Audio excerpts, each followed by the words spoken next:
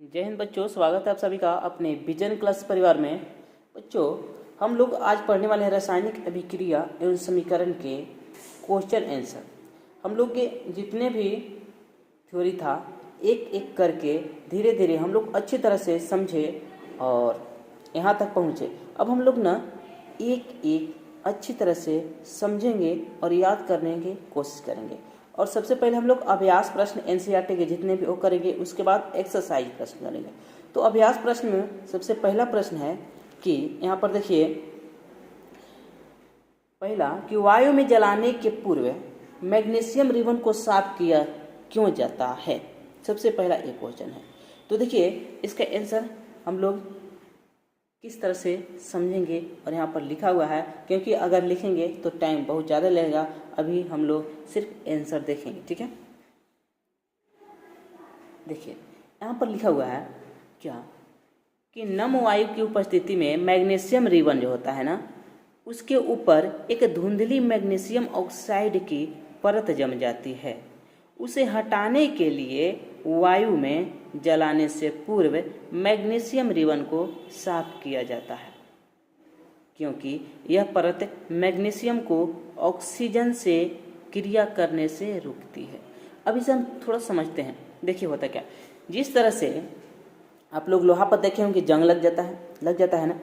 जब जंग लग जाता है तो हम करते क्या है, उसे पेंट करने से पहले उसे सरेस पेपर से रगड़ के साफ कर देते हैं, ताकि उस पर अच्छी तरह से चढ़ पाए।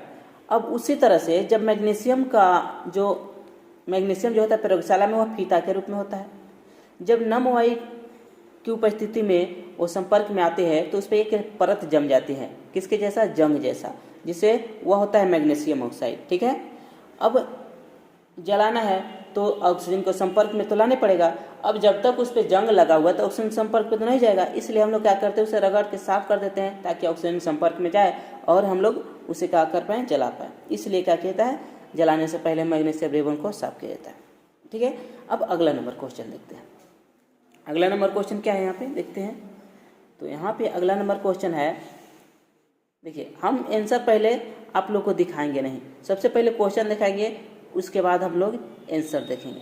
तो यहाँ पर देखिए पहला नंबर हो गया। अब दूसरा नंबर देखेंगे। तो निम्नलिखित रासायनिक अभिक्रिया के लिए संतुलित समीकरण लिखिए। तो संतुलित समीकरण तो लिखना है और साथ में हमें पहले सूत्र लिखना है। सिर्फ रासायनिक अभिक्रिया दिया है, देखिए हाइड्रोजन क्लोरीन और हाइड्रोजन क्लोराइड, मतलब हाइड्रोजन क्लोरीन से अभिक्रिया करता है और हाइड्रोजन क्लोराइड बनता है। तो हम यहाँ पर आप लोग को सूत्र लिखते हैं, ठीक है। तो हाइड्रोजन जो होता है वो इस तरह नहीं लिखना है H, ठीक है। क्यों नहीं लिखना है कि हाइड्रोजन जो होता है वह गैस के फॉर्म में होता है, अणु के फॉर्म में होता है, इस तरह H2। उसी तरह क्लोरीन को क्या लिखना है, Cl2 लिखना है। और एक क्रिया कर क्या बनाता है, HCl। अब इसे क्या करना है, संतुलित करना है।